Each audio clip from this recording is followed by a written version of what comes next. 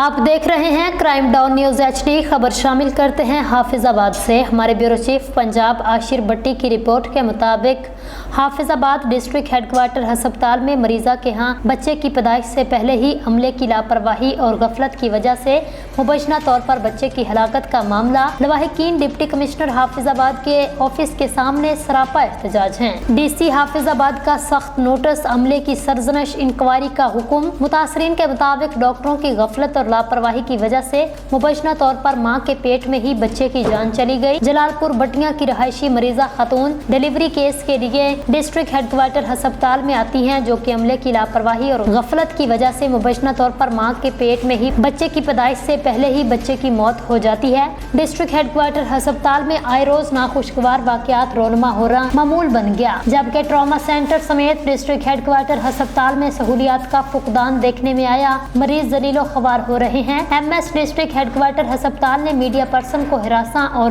Black میل کرنا بھی معمول بنا لیا، کیونکہ ڈسٹرکٹ ہیڈ کوارٹر ہسپتال کی سیکیورٹی نے ہسپتال کے اندرونی حالات کے بابت کوریج کرنے پر MS کا حکم سناتے ہوئے فرمایا، MS کی اجازت کے بنا ہسپتال کے اندر کسی بھی متاثرین سے کوئی بھی موقف نہیں لیا جا سکتا۔ حافظ آباد کی صحافتی برادری سراپا احتجاج ہے۔ اعلیٰ حکام معاملے کا نوٹس لیں، ذمہ داروں کے خلاف قانونی کارروائی کریں۔